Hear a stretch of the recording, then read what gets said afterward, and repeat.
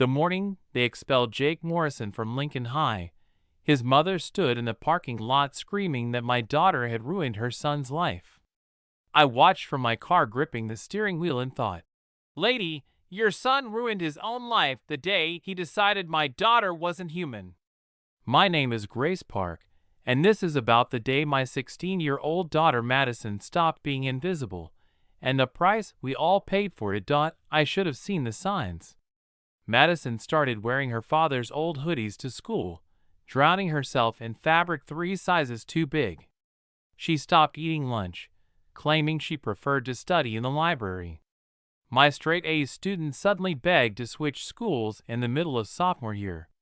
But I worked nights at Northside Hospital, sleeping while she was at school, leaving for work as she came home. We were ships passing in a suburban kitchen, leaving notes on the counter and reheated dinners in the microwave. The divorce had shattered our rhythms. David took his income and his promises to California, leaving me to juggle a mortgage and a teenager on a nurse's salary. Madison never complained. She was always the easy one, the quiet one. Too easy, too quiet, too invisible. The real story started the previous September. Madison had been assigned as Jake Morrison's lab partner in AP Chemistry. Star athlete, son of Atlanta's most aggressive defense attorney. The boy who walked through Lincoln High like he owned the deed. He was actually nice at first, Madison told me later in the therapist's office. He made jokes. He carried my books. Everyone said I was lucky. October came. Jake asked Madison to homecoming in front of the entire cafeteria. He'd orchestrated it. Flowers, friends filming. Even got the lunch ladies to play music over the speakers. The whole school watched, waiting for the shy Korean girl to gratefully accept the golden boy's invitation. "No, thank you," Madison said. Just that, polite, quiet, devastating. The cafeteria went silent. 200 smartphones frozen mid-recording. Jake's smile flickered before hardening into something else. "What did you say?" He stepped closer, roses dropping to his side. "I said no, thank you. I don't want to go with you." Someone laughed, nervous, shocked. Jake Morrison, who'd never heard no in his 17 years of life, stood there as laughter rippled through the crowd. He grabbed Madison's wrist. Not hard enough to leave a mark, but hard enough. "You're making a mistake," he whispered. "Nobody says no to me. I just did." Madison pulled free and walked away, leaving him standing there with 200 witnesses to his humiliation. That's when the real Jake emerged. It started small. Whispers in the hallway. Madison's locker began sprouting decorations, crude drawings, condoms taped to the metal, the word prude written in permanent marker. She'd clean it off, and it would reappear the next day. November brought escalation. Jake discovered Madison's Instagram, filled with her sketches and digital art. He created a fake account and posted her photos edited onto pornographic images. Madison reported it to the principal, Dr. Thompson. She sat in his office showing him screenshot after screenshot, her hands shaking. "Boys will be boys, Madison," he said, adjusting his Lincoln lacrosse championship ring. "Jake's under a lot of pressure this season. Maybe if you dressed less provocatively." Madison looked down at her father's hoodie 2 sizes too big. "How is this provocative?" "I'm just saying sometimes girls send mixed signals without realizing it." She left his office and threw up in the bathroom, then called me at work. I was in the middle of a code blue. I sent her to voicemail. I'll carry the guilt forever. December brought refined harassment. Jake's friends formed a gauntlet she had to walk through to reach her classes. They never touched her. Jake was too smart for that. His lawyer father had taught him well. But they'd stand just close enough that she had to squeeze past their laughter following her like a shadow. Madison stopped eating lunch in the cafeteria. She'd hide in the library behind the oversized atlas, nibbling crackers. Her grades never slipped. "That's what kills me," My daughter maintained a 3.8 GPA while navigating a daily minefield. January brought a blizzard that closed school for 3 days. Madison smiled for the first time in months, building a snowman in our front yard like she was 8 again. I took a picture. She looked so young, so free. When school resumed, so did Jake. "Heard your dad left because he was embarrassed to have such a frigid daughter," Jake said one day loud enough for the whole chemistry class to hear. "Can't blame him. I'd leave too if my kid was such a disappointment." February arrived with a call from Madison's Aunt Sarah in Charlotte. My sister-in-law, technically ex-sister-in-law. Sarah had been a Marine, served 3 tours in Afghanistan before coming home to teach self-defense to women who'd been assaulted. "How's my favorite niece?" Sarah's voice was warm, concerned. "I'm fine, Aunt Sarah." Madison's voice was automatic, hollow. "Bullshit. I can hear it in your voice. What's going on?" Maybe it was the distance, the safety of a phone line, or just the dam finally breaking. Madison told her everything. "I'm coming to get you this weekend," Sarah said. "You're not alone. You're not weak, and you're going to get through this. But first, you need to remember who you are." That Friday, I worked a double shift. Madison left me a note. I had no idea Sarah was about to teach my daughter how to fight back. March rolled in. Madison returned from weekends with Sarah stronger, steadier. She still wore the oversized hoodie, still ate lunch in the library, but something had changed in her posture. Her shoulders were back. "You look good, honey," I told her one morning. "Yeah, Mom. It's helping a lot." I thought it was just endorphins. I didn't know Sarah had been teaching her Krav Maga, turning my quiet artist into someone who could defend herself. "Violence is always the last resort," Sarah told her. "But when someone corners you, when they take away all your other options, you don't owe them mercy. You owe yourself survival." Thursday night, Madison sat at the kitchen table sketching. I was getting ready for my shift. "Mom, what would you do if someone made you feel like you weren't human?" I should have sat down. Should have called in sick. Instead, I gave her the kind of answer busy parents give when they're already half out the door. "I'd remind myself that their opinion doesn't define my worth." I kissed her forehead. "Anyone giving you trouble, baby?" "No, Mom. Just thinking." "Okay, there's leftover Chinese in the fridge. Don't stay up too late drawing." "Mom." She looked up then, and for a moment, I saw something in her eyes. A question, a warning, a goodbye. "I love you." "Love you too, sweetie." I left for the hospital, not knowing that in less than 12 hours, my daughter would become infamous. Not knowing that Friday, April 12th, would divide our lives into before and after. The morning was crisp, one of those perfect spring days. Madison wore a new outfit, a floral skirt her father had sent for her birthday, a white blouse, her hair down for once. She looked beautiful, confident. "Picture day?" I asked, surprised. "Something like that. Just felt like looking nice today." I should have known. Should have recognized the calm that comes with decision. "You look beautiful, honey. Have a good day." "You too, Mom." She hugged me longer than usual, breathing in like she was trying to memorize the moment. Lunchtime at Lincoln High. Madison didn't hide. She sat at a table near the center of the courtyard, sketchbook open, seemingly absorbed in her art. Jake noticed immediately. For 7 months, he'd grown used to hunting for her. To see her sitting in the open, wearing bright colors, instead of camouflage hoodies was like blood in the water. "Well, well," his voice carried across the courtyard. "Look who decided to join civilization." He approached with his usual pack. They surrounded Madison's table, a practice formation. "Nice skirt," Jake said, his voice dripping fall sweetness. "Finally dressing like a girl instead of a homeless person." Madison kept sketching. Thank you.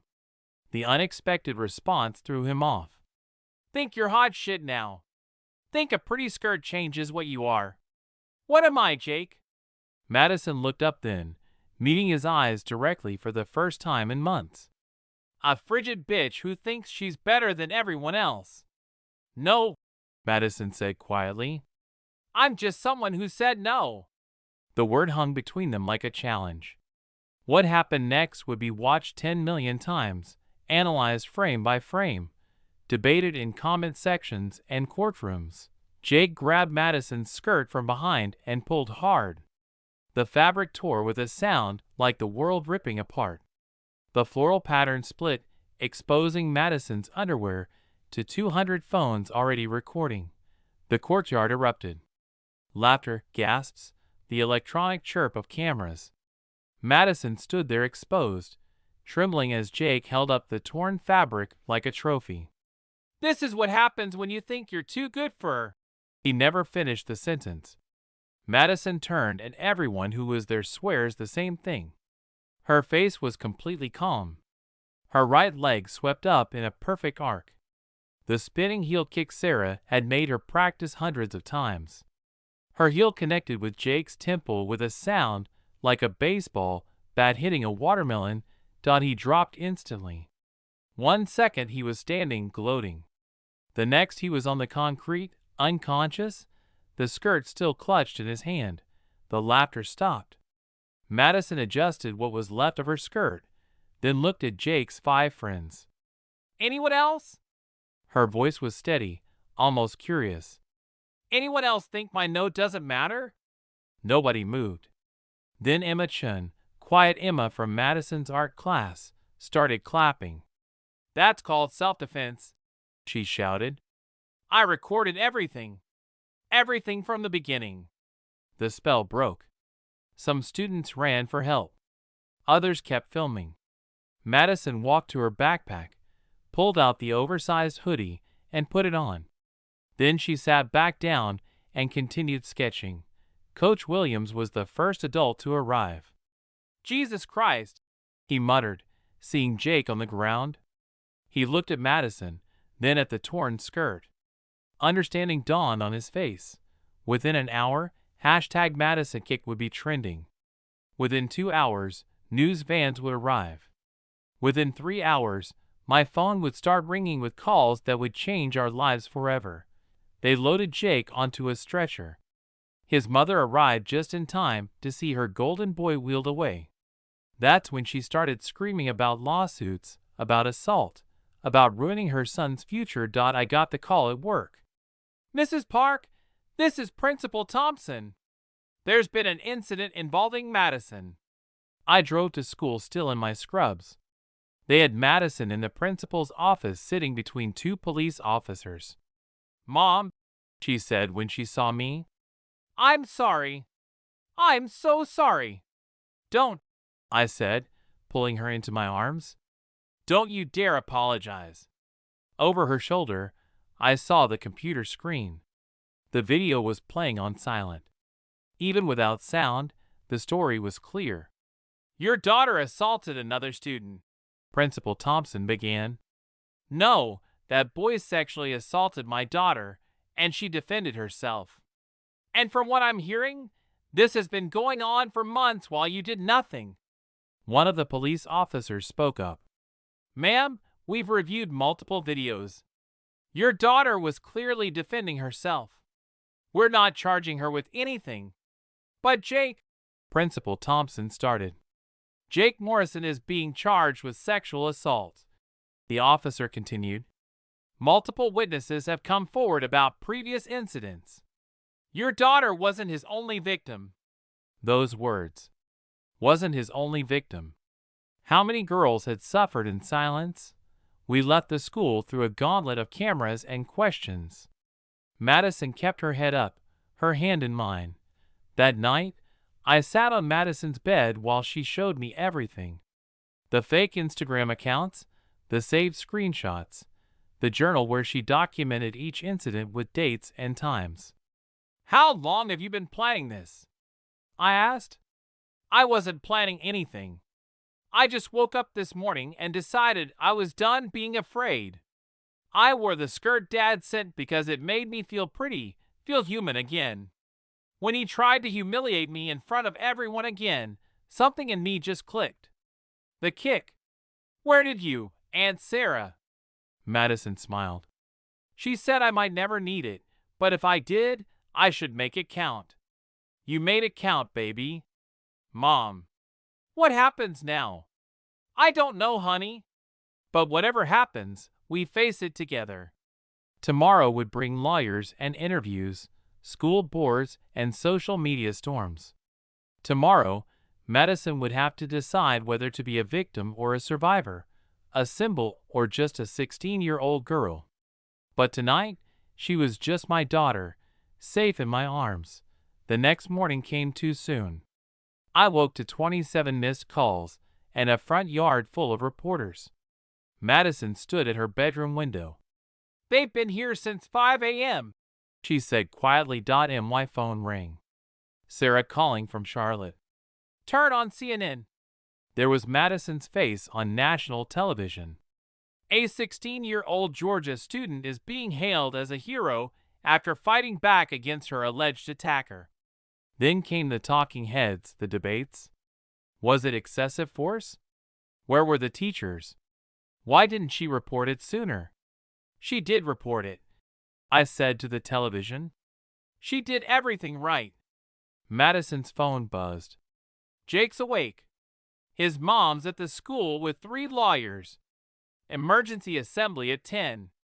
I'll call in sick, I said. No, I'm not hiding anymore. I'm done being invisible, and I'm done being afraid.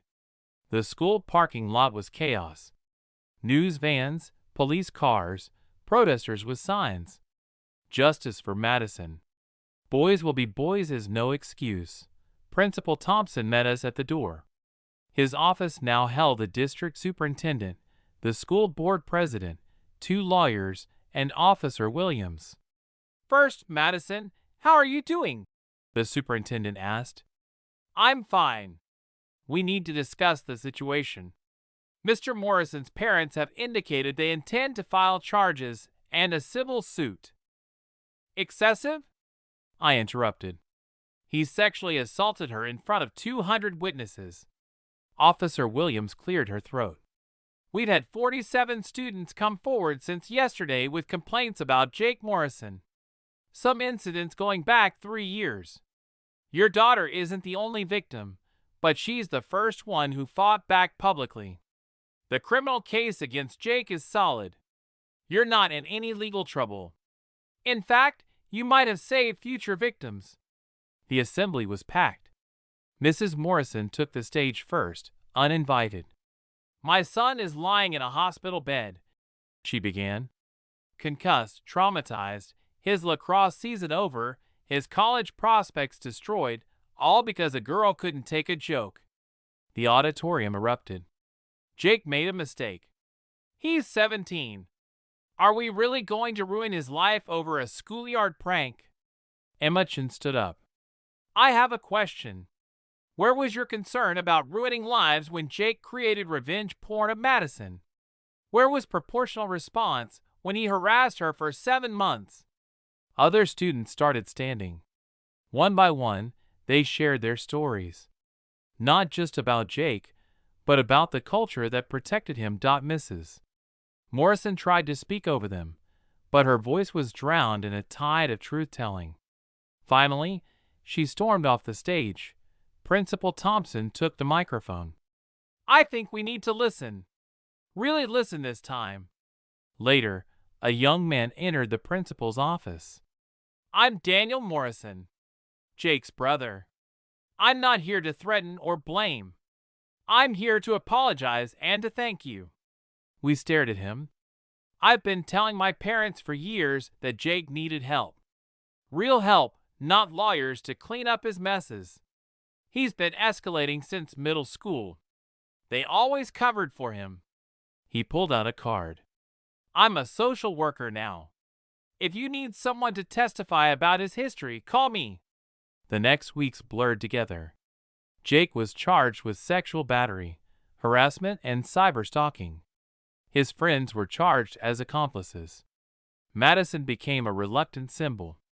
Colleges reached out with scholarship offers. Publishers wanted her story. But the death threats started the second week. We had to change our phone numbers, install security cameras. Madison couldn't go to school. "I didn't want this," Madison said one night. "I just wanted him to stop." "I know, baby." The legal process ground on. Jake's lawyers tried everything. Each new low brought more girls forward, more evidence. The turning point came in late May. Jake, out on bail and against court orders, approached Madison at a Starbucks. "You ruined my life," he slurred, blocking her path. "You stupid bitch. You ruined everything." Madison stayed calm, phone already recording. "Jake, you're violating the restraining order. Please move." "Or what? You'll kick me again?" "She's my student," a voice said. Sarah stood there. "And you're about to make another very bad decision." Jake turned, saw Sarah's Marine Corps tattoo, her stance. His drunk bravado wavered. "Step aside, son," Sarah said quietly. "Last chance." Jake's friends pulled him away, but Madison had it all on video. "That's 3 strikes," Officer Williams said later. "Bail revoked." The trial was almost anticlimactic. 47 victims' testimonies, hours of video evidence, even Jake's brother testifying about patterns of violence. Jake Morrison was found guilty on all counts. 2 years in juvenile detention, 5 years probation, lifetime registration as a sex offender. His parents moved to Florida within a month. Their reputation destroyed. But this story isn't really about Jake Morrison's fall. It's about what rose from the ashes. Madison started teaching self-defense that summer, Sarah driving down every weekend to help. First just a few girls in our garage, then dozens, then hundreds. Madison's guard became real. Not merchandise, but a movement. "I don't teach violence," Madison would tell each new class. "I teach confidence. I teach boundaries. I teach that your no is a complete sentence." Principal Thompson retired. New policies were implemented. Mandatory consent education, anonymous reporting systems, actual consequences for harassment. One day in August, just before senior year started at a small arts academy that welcomed her, we sat in the backyard watching the sunset. "Do you regret it?" I asked. "The kick, the publicity, all of it?" Madison thought for a long moment. "I regret that it took violence to be heard. I regret that 46 other girls suffered in silence. But the kick itself?" She smiled. "Never. Not for 1 second. He gave me no choice. And I chose myself. I chose all of us." Her phone buzzed. Another girl, this one from Texas, asking for advice. Madison had become what she needed. Someone who understood, who believed. She typed back carefully. One survivor to another. I watched my daughter, no longer invisible, no longer afraid, no longer silent, and felt a fierce pride mixed with lingering sorrow for the innocence she'd had to sacrifice. That girl in Texas, her principal said the same thing. "Boys will be boys." How is that still happening? Because change is slow, baby. But it's happening. One kick, one voice, one girl at a time. I thought about the morning Jake Morrison's mother had screamed in the parking lot. She was wrong about so much, but not about that. Madison had ruined Jake's life. The life where he faced no consequences, where girls were objects, where no was meaningless. Good riddance to that life. In its place, something better was growing. A world where Madison Park and 47 other girls could speak their truth and be heard. Where a spinning heel kick could become a revolution. "I love you, Mom," Madison said, leaning against my shoulder. "I love you too, baby. Always." Tomorrow would bring new challenges. But tonight, we had peace. We had each other. We had the knowledge that sometimes fighting back is the only way forward. The world hadn't changed overnight. It never does. But in one suburban corner of Atlanta, in one girl's refusal to stay silent, in one moment of perfect necessary violence, something shifted. Madison kept the torn skirt after all, not as a trophy, but as a reminder of the day she stopped being invisible. She had it framed with a simple plaque. Some things are worth fighting for. Dignity is one of them. Years later, when she became a lawyer specializing in victims' rights, that frame hung in her office. Clients would see it and understand. Here was someone who knew their pain, who'd fought their fight. This story ends where it began, with a mother's fierce love for her daughter and the knowledge that sometimes the most dangerous thing you can tell a girl is that she doesn't matter. Because she does. They all do. Madison Park proved that with one perfect kick. The rest of us are still catching up.